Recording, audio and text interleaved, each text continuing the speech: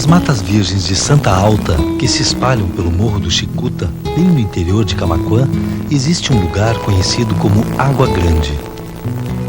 Aqui vive Luiz Carlos Barbosa Lessa, o homem que ajudou a forjar a identidade cultural do Rio Grande do Sul contemporâneo.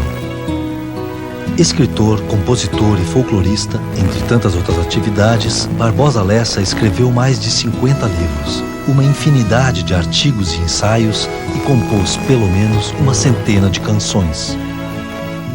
No meio da natureza exuberante do sítio da Água Grande, Barbosa Lessa veio realizar o sonho de uma vida tranquila e simples ao lado da esposa Nilza, dos livros e da inseparável máquina de escrever.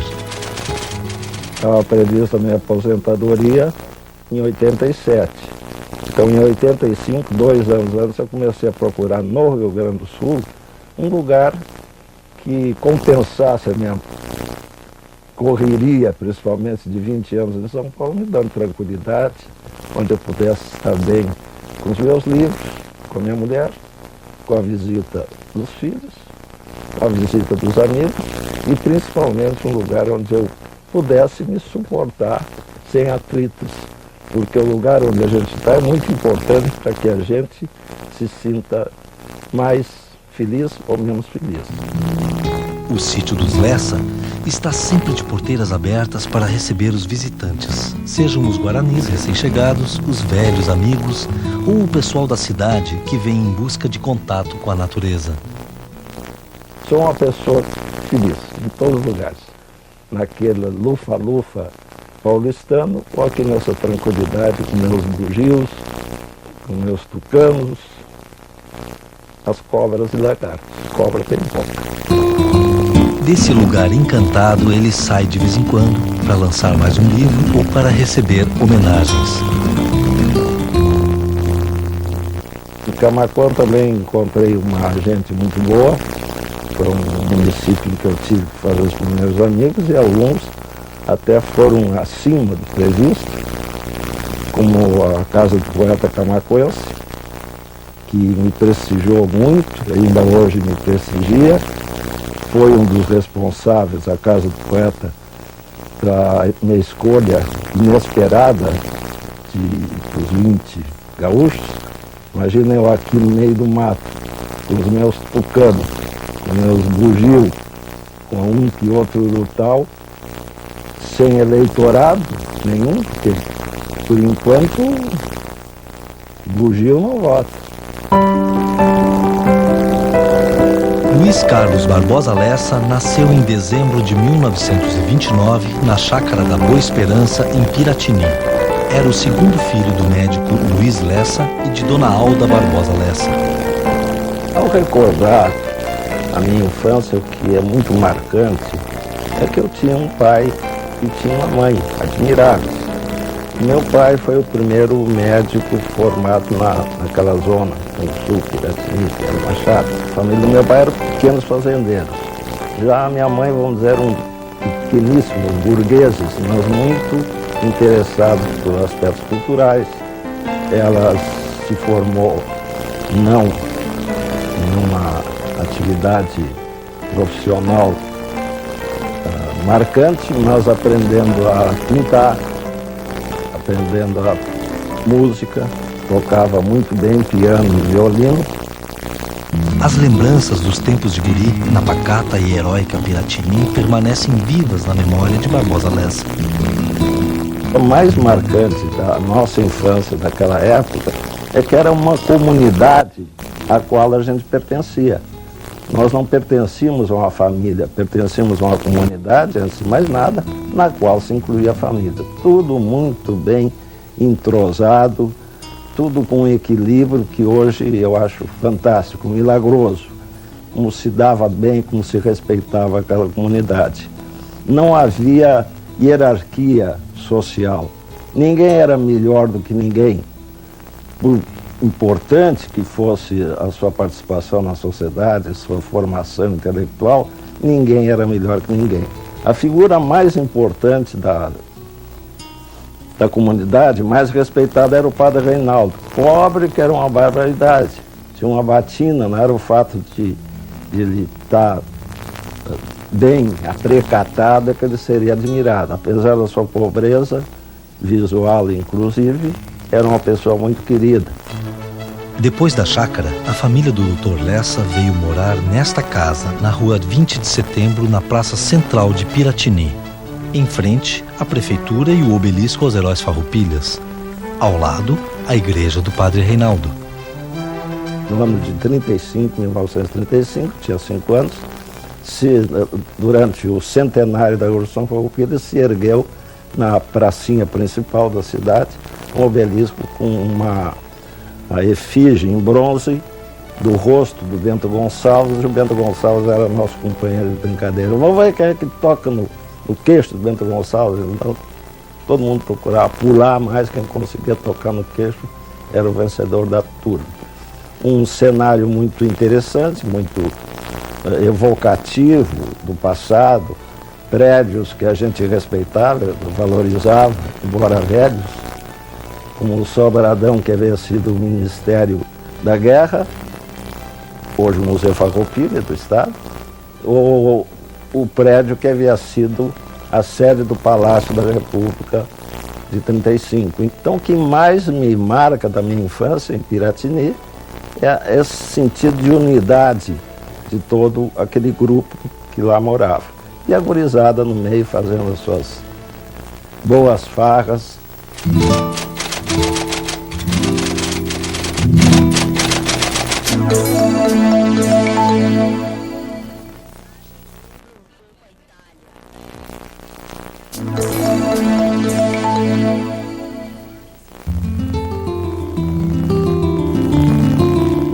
Criança, Luiz Carlos era um devorador das histórias em quadrinhos de cowboys publicadas no Globo Juvenil.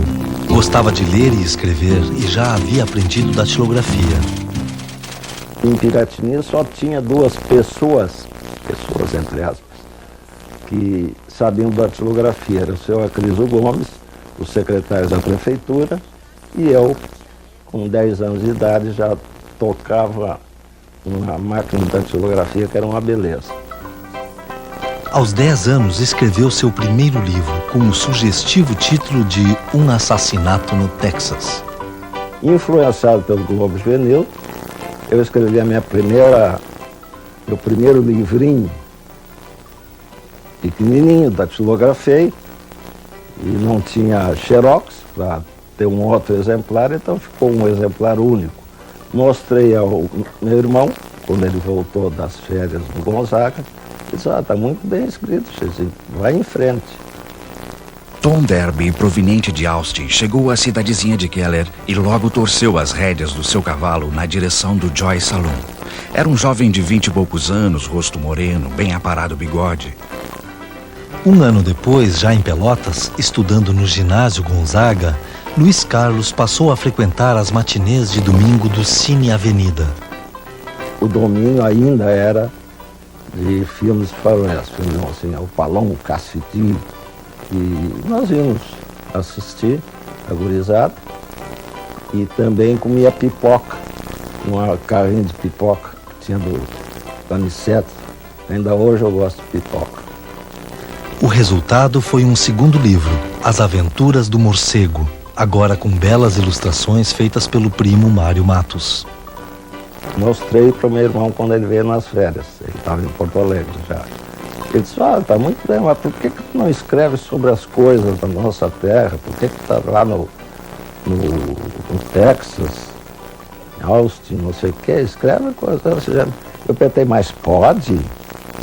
Pode sim, porque mas pode, que eu não via nenhuma história no Globo Juvenil, em outros jornais, sobre as coisas de Piratini, ou de Pelotas, ou de Canguçu. Então eu acreditei que era proibido, assim como o Estado Novo tinha proibido a bandeira, que eu nem cheguei a conhecer, o hino do Rio Grande acabou, e principalmente os livros didáticos que mostravam nas escolas primárias as coisas do Rio Grande do Sul, efemérides rio-grandenses, a cronologia rio-grandense e tal, tinha desaparecido. Então não tinha acesso a coisas brasileiras, exceto as que vinham de São Paulo, mas com raridade, livros, só livros, do Monteiro Lobato, principalmente, e com um primo meu, que estudava em Pelotas, o Oswaldo, saí da linha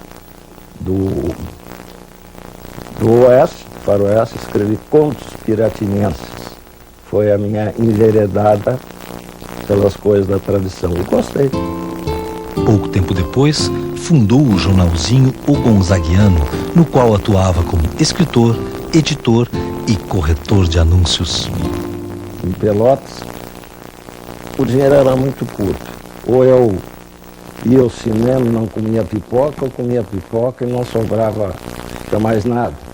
Então daí que eu fundei o jornalzinho, foi por uma necessidade econômico-financeira, não por vibração de intelectual. Nas páginas do Gonzaguiano surgia um novo Luiz Carlos Lessa, agora voltado para temas rio-grandenses. O sol apareceu lá no longínquo horizonte e despertou a natureza, clareando pampas, seus rios e coxilhas, vales, campos. José Pedro tinha dormido no galpãozito junto ao rancho e ainda não entrara em casa. Entusiasmado com os temas regionais, o jovem Luiz Carlos chegou a fundar o conjunto Os Minuanos, que teve vida breve. E não levamos mais que alguns meses porque não tinha repertório gaúcho. Em 1945 já estava em Porto Alegre como aluno do Colégio Júlio de Castilhos. O impacto da vida na capital ajudou a consolidar o escritor. Na Rua da Praia tinha uma coisa também que gostava muito, que eram as carrocinhas vendendo mate gelado. No inverno desaparecia, mas no verão a gente vendo as gurias fazendo furtinho e tomando um mate gelado. Estava bom, era muito gostoso. Aí foi proibido o mate gelado, uns 15 dias depois é lançado em Porto Alegre a Coca-Cola. Ainda não tinha 20 anos e já trabalhava como repórter freelancer da lendária Revista do Globo. Eu fazia reportagens sobre temas em gerais, agora eu me encontrava mais na hora de versar sobre temas regionais. Na Porto Alegre do pós-guerra, o Luiz Carlos, de Piratini, transformou a sua condição de escritor em profissão e nunca mais parou de escrever. Porto Alegre não havia mais aquela unidade social que havia em Piratini. Tudo era dividido em escalões, e lá embaixo no escalão estava a prostituta, o negro e o cara do interior, o gaúcho, o campeiro. Isso era o fim da picada. Mas nem só de livros vive o escritor. Em 1950, Barbosa Lessa já era também compositor e produzia o programa Querência, na Rádio Farroupilha. Com o amigo Paixão Cortes, passou 2 anos pesquisando e resgatando as danças e o folclore do Rio Grande. Cada um por seu lado, saímos pesquisando as danças gaúchas, pegavam um caquinho de melodia aqui, uma coreografia lá adiante. A minha mãe, sempre com muito boa vontade, ia passando, à medida que a gente criava uma melodia, passando para a pauta musical. Em 1956, Lessa foi para São Paulo com a missão de produzir o primeiro disco de música gaúcha. Acabou ficando por lá 20 anos.